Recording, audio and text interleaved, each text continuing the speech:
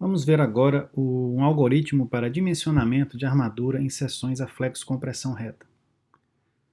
Como nós já vimos anteriormente, no caso do dimensionamento, que é geralmente feito no estado limite último, nós vamos considerar os materiais afetados pelos coeficientes de segurança, segundo a norma brasileira, e que os momentos solicitantes, o momento e normal solicitante, os esforços solicitantes, são calculados com base nas ações majoradas de acordo com as hipóteses de cálculo da norma.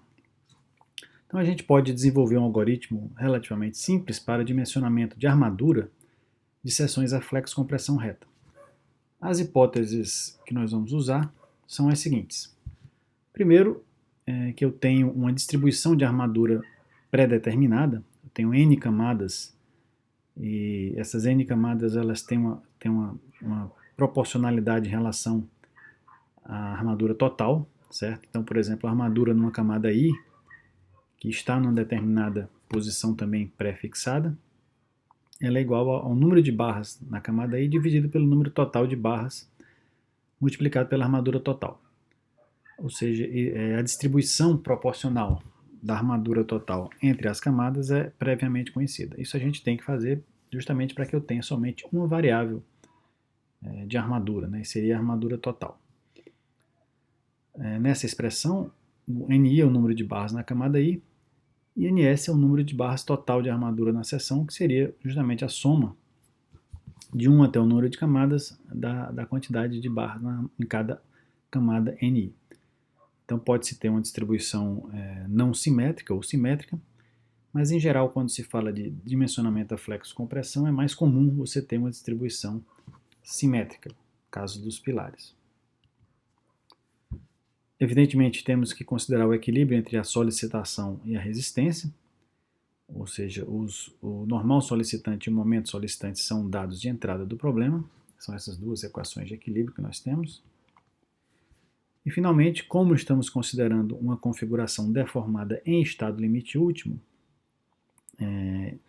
nós já vimos que a norma brasileira ela estabelece restrições na configuração deformada no estado limite último, de tal forma que só é necessário uma variável para descrever qualquer configuração em um dos domínios de deformação. Aqui nós estamos tratando da possibilidade dos domínios estarem a partir do domínio 2 até o domínio 5, ou seja, a profundidade da linha neutra variando de 0 até infinito.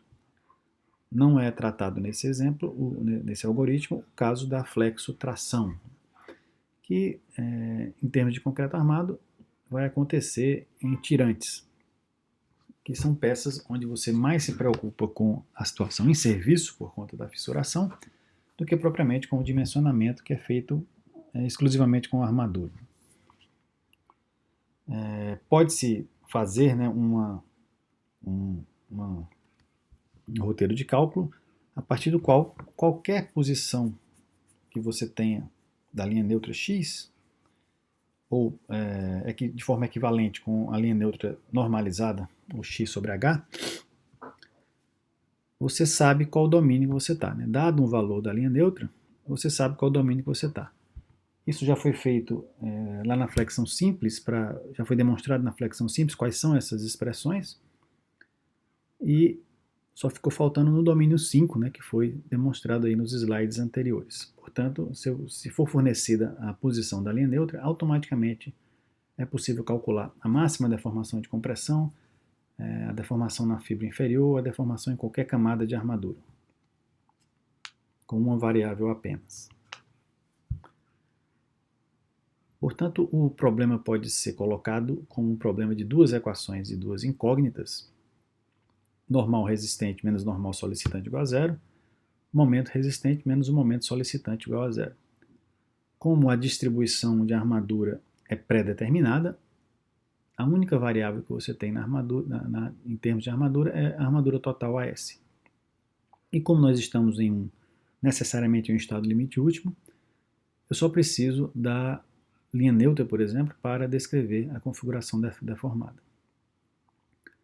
Nessas duas equações nós vamos relembrar aí as expressões para o normal resistente e o momento resistente. nós podemos manipular de tal forma que eu elimine entre essas duas equações a armadura total AS. A expressão para o normal resistente e o momento resistente são essas duas expressões aí embaixo. O normal resistente e o momento resistente aparece um integral na região do concreto. Como eu estou aqui em estado limite último, né, deve-se usar relações constitutivas apropriadas para o estado limite último. Pode ser, por exemplo, a relação constitutiva da norma brasileira.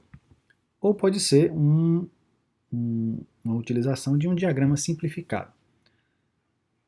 Pelo menos para os concretos normais, a utilização do diagrama simplificado ele não causa grande erro em relação ao diagrama parabólico retangular usual da norma brasileira. Isso aí pode ser verificado facilmente com a comparação entre esses esforços resistentes. Então, essa relação tensão-deformação do concreto, adequada ao estado limite último, deve apenas levar em consideração os coeficientes de segurança aplicados aos materiais no cálculo do momento e do normal resistente.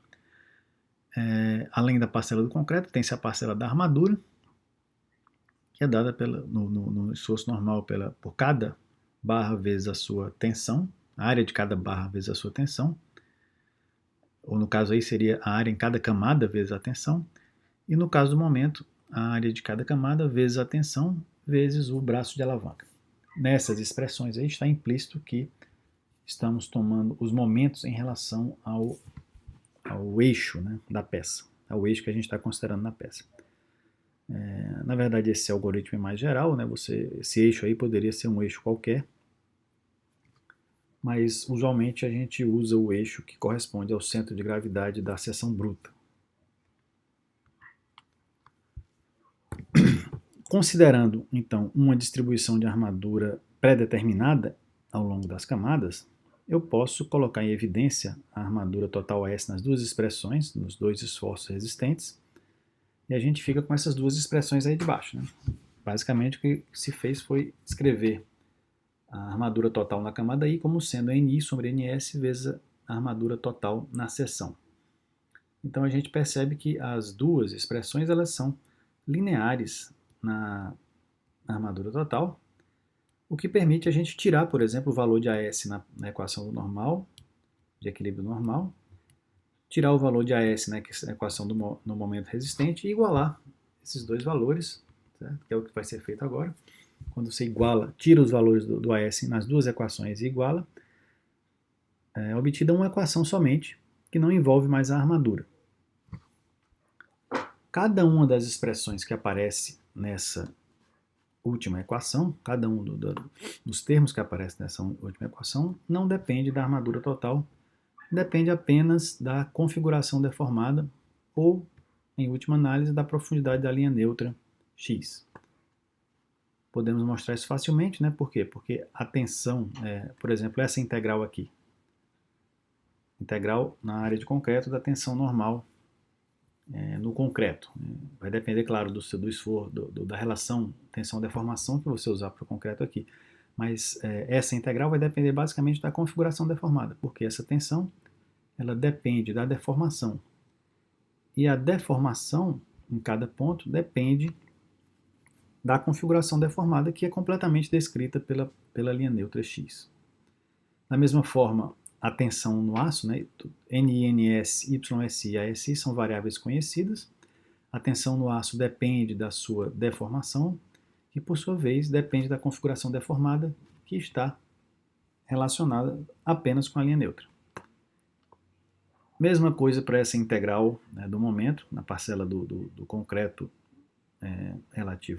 parcela relativa ao concreto no momento total. Também a tensão σc só vai depender da deformação, que por sua vez só vai depender da configuração deformada, ou seja, de x. Da mesma forma aparece aqui de novo a tensão σSI, que também depende de x. Então, em linhas gerais, isso aqui é uma equação que só tem uma incógnita, ou seja, a profundidade da linha neutra. Agora, Como resolver essa equação? Ora, uma equação de uma variável somente, ela pode ser usada por pode ser resolvida por diversos métodos. Pode-se usar um procedimento de ordem zero, ou seja, um procedimento que não precisa de derivadas. Nós temos aí o método da biseção, o método regular-False, ou até mesmo uma busca exaustiva. Né? Você vai varrendo todas as possibilidades de valor de linha neutra. É claro que você não vai chegar até infinito, né? Mas vai chegar a um valor suficientemente grande, de tal forma que você ache dois pontos entre os quais essa expressão aí muda de sinal. Aí você sabe que a raiz dela está entre esses dois pontos, certo? Essa função de x. Pode-se também usar um procedimento de primeira ordem, um procedimento do tipo Newton-Raphson, que aí depende de derivadas das expressões. Tem uma convergência muito mais rápida, mas essa convergência ela não é garantida, dependendo do ponto de onde você parte. Portanto, se você quiser um procedimento realmente mais robusto, é melhor tentar usar um procedimento de ordem zero, que não depende de derivada, mas necessariamente você tem que buscar um intervalo em que a solução x asterisco, que eu chamei aí, ela esteja contida. Com os equipamentos que a gente tem hoje de microcomputador, isso aí realmente não é um processo caro. Então, mesmo que você faça uma busca exaustiva, você não tem que esperar quase nada para encontrar a solução. Então, resolvida essa equação para a variável x, pode-se calcular a armadura. E a armadura ela pode ser obtida tanto da expressão da primeira equação, normal solicitante menos normal resistente igual a zero, quanto da segunda, momento solicitante menos momento resistente igual a zero. Tirando o valor da primeira equação, a gente acha essa equação da esquerda. Tirando no equilíbrio de momentos, a gente acha essa equação da direita. A recomendação aqui é você, antes de fazer o cálculo da armadura por uma dessas expressões, você testar esses dois denominadores. Porque dependendo da deformada da seção, você pode ter algum problema numérico aqui, esses valores serem próximos de zero. Então, a recomendação é testar esse denominador e esse denominador. O que for maior em termos absolutos, você usa para calcular a armadura total.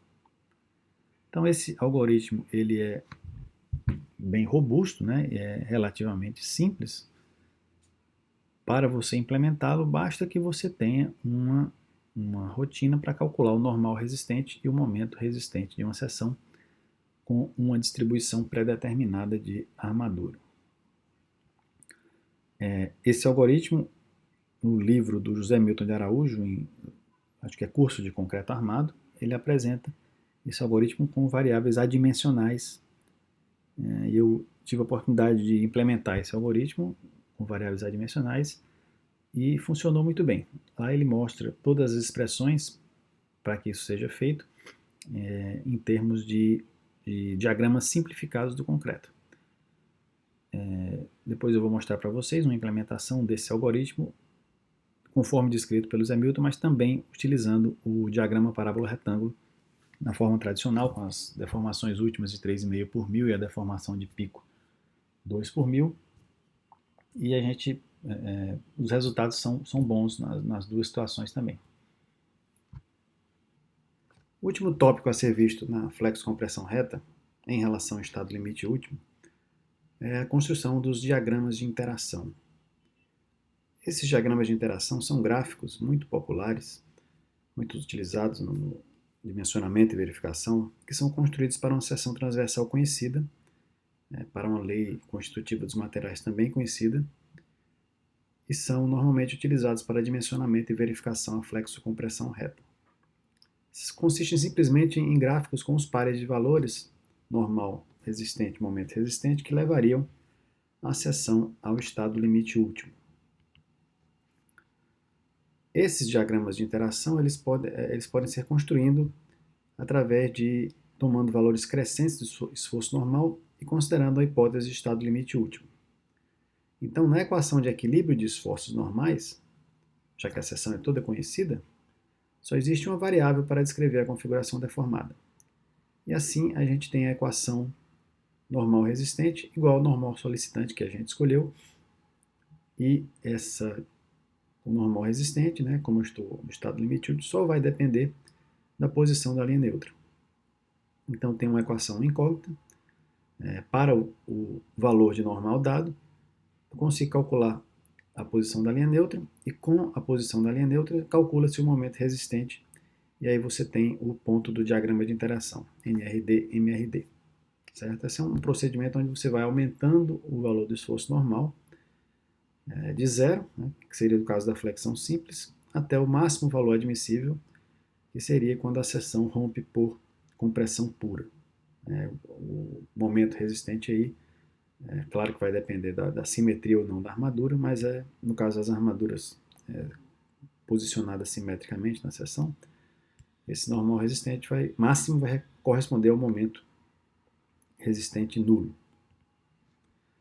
Uma alternativa para se traçar esse diagrama de interação é você sair varrendo, né, os valores de linha neutra, de menos infinito até mais infinito, e aí você vai passar na região de tração também, e calcular o par normal resistente, momento resistente.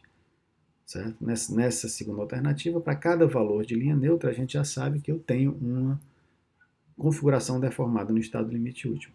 Então isso permite calcular os momentos normais resistentes e ligar os pontos para fazer o diagrama. Nessa última opção você pode inclusive percorrer o diagrama para toda